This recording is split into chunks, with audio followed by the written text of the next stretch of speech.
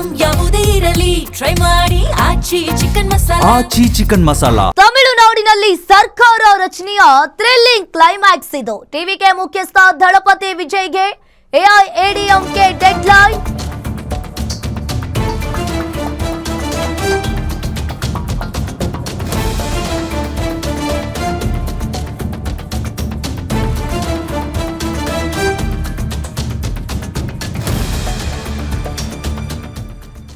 TVK ಮುಖ್ಯಸ್ಥ ದಳಪತಿ ವಿಜಯ್ಗೆ ಎಐಎಡಿಎಂಕೆ ಈಗ deadline ಅನ್ನ ಕೊಟ್ಟಿದೆ.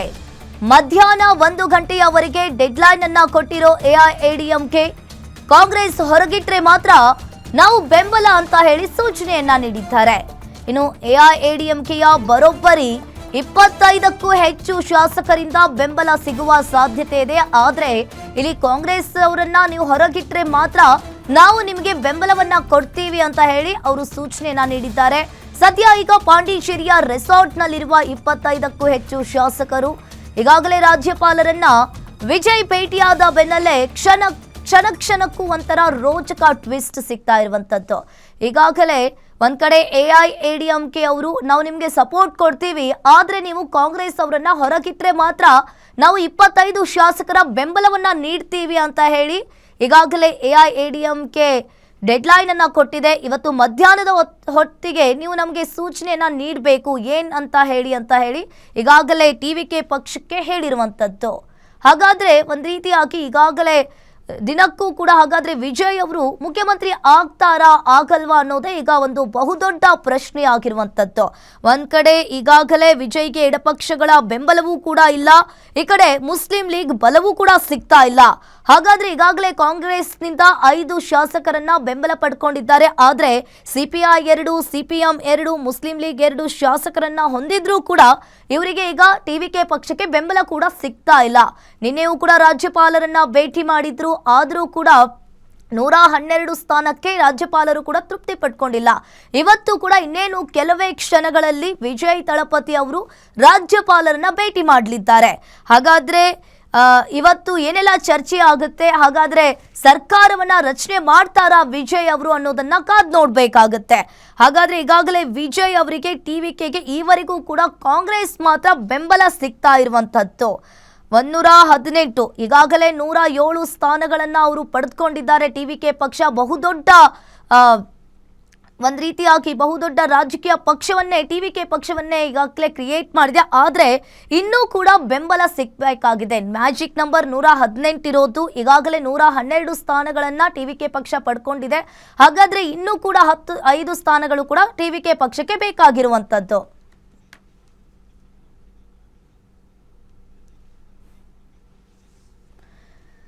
ಈ ಬಗ್ಗೆ ಹೆಚ್ಚಿನ ಡೀಟೇಲ್ಸ್ ಅನ್ನ ನೀಡ್ತಾರೆ political bureau head Maruti Pavagada live ಸಂಪರ್ಕದಲ್ಲಿ ಜಾಯಿನ್ ಆಗಿದ್ದಾರೆ. ಮಾರುತಿ, ಈಗ ನಿನ್ನೆಯೂ ಕೂಡ ಈಗಾಗಲೇ ಒಂದ್ ಕಡೆ ಟಿವಿಕೆ ಪಕ್ಷಕ್ಕೆ ಕಾಂಗ್ರೆಸ್ ಮಾತ್ರ ಬೆಂಬಲವನ್ನ ನೀಡ್ತಾ ಇರುವಂತದ್ದು. ಆದ್ರೆ ಇಲ್ಲಿ ಎಐಎಡಿಎಂಕೆ ಏನ್ ಹೇಳ್ತಾ ಇರೋದು ಅಂತ ಅಂದ್ರೆ, ನೀವು ಕಾಂಗ್ರೆಸ್ ಅನ್ನ ಹೊರಗಿಟ್ರೆ ಮಾತ್ರ ನಾವು 25 ಶಾಸಕರನ್ನ ನಾವು ಬೆಂಬಲ ನೀಡ್ತೀವಿ ಅಂತ ಹೇಳ್ತಾ ಇದ್ದಾರೆ. 1 ಗಂಟೆ ತನಕ ಕಾಲಾವಧಿಯನ್ನ ಕೂಡ ಕೊಟ್ಟಿರುವಂತದ್ದು. ಏನಿದೆ ಇದ್ರ ಬಗ್ಗೆ ಹೆಚ್ಚಿನ ಡೀಟೇಲ್ಸ್ ಮಾರುತಿ? ಅಂಕಿತಾ, ನಿನ್ನೆಯಿಂದಲೂ ಕೂಡ ಎಐಎಡಿಎಂಕೆ ಪಕ್ಷದಲ್ಲಿ 2 ಅಭಿಪ್ರಾಯಗಳು ಹುಟ್ಕೊಂಡಿದೆ. ಒಂದು, ನಾವು ಪ್ರತ್ಯೇಕವಾಗಿ ವಿರೋಧ ಪಕ್ಷದ ಸ್ಥಾನದಲ್ಲಿ ಕೂರೋಣ ಅನ್ನುವಂಥ ಒಂದು ಮಾತುಗಳನ್ನು ಪಳನಿಸ್ವಾಮಿ ಅವರು ಹೇಳ್ತಾ ಇರುವಂಥದ್ದು. ಮತ್ತೊಂದು ಟೀಮ್ ವಿಜಯ್ ಅವರಿಗೆ ಬಾಹ್ಯ ಬೆಂಬಲವನ್ನು ಕೊಡೋಣ ಅಂತ ಸುಮಾರು 20ರಿಂದ 25 ಶಾಸಕರು ಈ ನಿಲುವಿನಲ್ಲಿದ್ದಾರೆ ಅಂತ. ಟಿವಿಕೆ ಈ ಬಾರಿ ಜನರ ಮ್ಯಾಂಡೇಟನ್ನು ಪಡ್ಕೊಂಡಿರೋದ್ರಿಂದ ನಾವು ಅವ್ರಿಗೆ ಸಪೋರ್ಟ್ ಮಾಡೋದರಲ್ಲಿ ಅರ್ಥ ಇದೆ ಅನ್ನುವಂಥ ಒಂದು ಲೆಕ್ಕಾಚಾರ ಆದರೆ ಇದಕ್ಕೆ ಸಂಬಂಧಪಟ್ಟಂತೆ ಸ್ಪಷ್ಟವಾದಂಥ ಒಂದು ನಿರ್ಧಾರ ಇನ್ನೂ ಎಐಎಡಿಎಂಕೆ ಪಕ್ಷದಲ್ಲಿ ಆಗಿಲ್ಲ.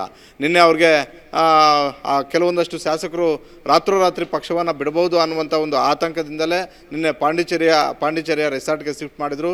ಇವತ್ತು ಮತ್ತೆ ಚೆನ್ನೈಗೆ ವಾಪಸ್ ಬರ್ತಾ ಇದ್ದಾರೆ ಅನ್ನುವಂಥ ಒಂದು ಮಾಹಿತಿ ಈಗ ಸಿಗ್ತಾ ಇದೆ. ಒಟ್ಟಾರೆ ಈಗ ವಿಜಯ್ ಅವ್ರಿಗೆ ಪ್ರಮಾಣ ವಚನ ಸ್ವೀಕಾರ ಮಾಡೋದಕ್ಕೆ ಅವಕಾಶ ಮಾಡಿಕೊಡ್ಬೇಕಾಗಿರೋದು ರಾಜ್ಯಪಾಲರು. ಯಾಕಂತ ಹೇಳಿದ್ರೆ ರಾಜ್ಯದಲ್ಲಿ ರಾಜ್ಯಪಾಲರ ಪದೋನ್ನತ ಅಧಿಕಾರವನ್ನು ಬಳಸಿ ಅವ್ರಿಗೆ ಆಹ್ವಾನವನ್ನು ಕೊಡಬೇಕು, ನೀವು ಸರ್ಕಾರವನ್ನು ರಚನೆ ಮಾಡಿ ಅಂತೇಳಿ ಒಂದು ದಿನಾಂಕ ಸಮಯವನ್ನು ನಿಗದಿ ಮಾಡಿದ ಬಳಿಕ ಅವರಿಗೆ ಪ್ರಮಾಣ ವಚನವನ್ನು ಬೋಧನೆ ಮಾಡಬೇಕು. ಆದರೆ ರಾಜ್ಯಪಾಲರ ನಿಲುವು ಏನಿದೆ ಅಂತ ಹೇಳಿದ್ರೆ, ನಿನ್ನೆ ಸ್ಪಷ್ಟವಾಗಿ ರಾಜಭವನಕ್ಕೆ ಹೋದಾಗ ವಿಜಯ್ ಅವ್ರಿಗೆ ಹೇಳಿದ್ದು, 118ರ ಮ್ಯಾಜಿಕ್ ನಂಬರ್ ನಿಮ್ಮ ಬಳಿ ಯಾರೆಲ್ಲ ಶಾಸಕರು ಇದ್ದಾರೆ ಅಂತ. ನಿನ್ನೆ 112 ಶಾಸಕರ ಪಟ್ಟಿಯನ್ನು ತೆಗೆದುಕೊಂಡು ರಾಜಭವನಕ್ಕೆ ವಿಜಯ್ ಅವರು ಹೋಗಿದ್ರು. ಇನ್ನು ಉಳಿಕೆ 6 ಜನ ಬೇಕಾಗ್ತಾರೆ. ಈ 6 ಜನರು ಯಾರ್ಯಾರು ಅನ್ನುವಂಥದ್ದನ್ನು ಕೇಳಿದ್ರು. ಆದರೆ ವಿಜಯ್ ಅವ್ರಿಗೆ ಇದ್ದಿದ್ದೇನಂತ ಹೇಳಿದ್ರೆ ಅಲ್ಲಿ VCK, ಮುಸ್ಲಿಂ ಲೀಗ್ ಹಾಗೂ ಎಡಪಕ್ಷಗಳು ನಮಗೆ ಸಪೋರ್ಟ್ ಮಾಡ್ಬೋದು ಅನ್ನುವಂಥ ಒಂದು ಲೆಕ್ಕಾಚಾರದಲ್ಲಿ ಇದ್ದರು. ಆದರೆ ಈ ಕ್ಷಣದವರೆಗೂ ಕೂಡ ಮುಸ್ಲಿಂ ಲೀಗ್ ಮತ್ತು ಎಡಪಕ್ಷಗಳು ಸ್ಪಷ್ಟವಾದಂಥ ಒಂದು ನಿರ್ಧಾರವನ್ನು ತಿಳಿಸ್ತಾ ಇಲ್ಲ. ನಿನ್ನೆವರೆಗೂ VCK ನಾವು TVKಯಿಂದ ಅಂದರೆ ವಿಜಯ್ ಅವರಿಂದ ಅಂತರ ಕಾಯ್ದುಕೊಳ್ತೀವಿ, AIDMK ಮತ್ತು DMK ಅವರು ಸೇರಿ ಸರ್ಕಾರವನ್ನು ರಚನೆ ಮಾಡಲಿ ಅಂತ. ಮೊದಲನೇದಾಗಿ ಈ ಸುದ್ದಿಯನ್ನು ತೇಲಿಬಿಟ್ಟಿದ್ದೆ VCK ಪಕ್ಷದ ನಾಯಕರುಗಳು. AIDMK ಮತ್ತು DMK ಸುಮಾರು 50-60 ವರ್ಷಗಳಿಂದಲೂ ಕೂಡ ಒಡಿಬಡಿ ರಾಜಕಾರಣವನ್ನು ತಮಿಳುನಾಡಲ್ಲಿ ಮಾಡಿರುವಂಥದ್ದು. ಜಯಲಲಿತಾ ಮತ್ತು ಕರುಣಾನಿಧಿ ಅವರಿದ್ದಾಗ ಏನೆಲ್ಲ ಬೆಳವಣಿಗೆಗಳು ಆಗಿದ್ದಾವೆ ಅನ್ನೋದು ಕೂಡ ಗೊತ್ತು. ಆದರೆ ನಿನ್ನೆ VCK ನಾಯಕ ಬಿಟ್ಟಂತಹ ಈ ಹೇಳಿಕೆ ಬಳಿಕವೇ ಇಡೀ ರಾಷ್ಟ್ರಾದ್ಯಂತ ದೊಡ್ಡ ಮಟ್ಟದಲ್ಲಿ ಸುದ್ದಿ ಆಗಿದ್ದೇನೆ ಅಂತ ಹೇಳಿದ್ರೆ ಬದ್ಧ ವೈರಿಗಳು ತಮಿಳುನಾಡಲ್ಲಿ ಒಂದಾಗ್ತಾರ. TVK ಪಕ್ಷದ ನಾಯಕ ವಿಜಯ್ ಅವರನ್ನು ಅಧಿಕಾರದಿಂದ ದೂರ ಇಡೋ ಸಲುವಾಗಿ ಈ ಬದ್ಧ ವೈರಿಗಳು ಹಾಗೂ ಸಣ್ಣ ಪುಟ್ಟ ಪಕ್ಷಗಳು ಒಂದಾಗಿ ಸರ್ಕಾರವನ್ನು ರಚನೆ ಮಾಡ್ತಾವ ಅನ್ನುವಂಥ ಒಂದು ಚರ್ಚೆ ಆರಂಭ ಆಯಿತು. ಇಡೀ ರಾತ್ರಿ ಬೆಳಗ್ಗೆವರೆಗೂ ಕೂಡ ದೊಡ್ಡ ಮಟ್ಟದ ಒಂದು ಸುದ್ದಿ ರಾಷ್ಟ್ರಾದ್ಯಂತ ಆಗಿದೆ.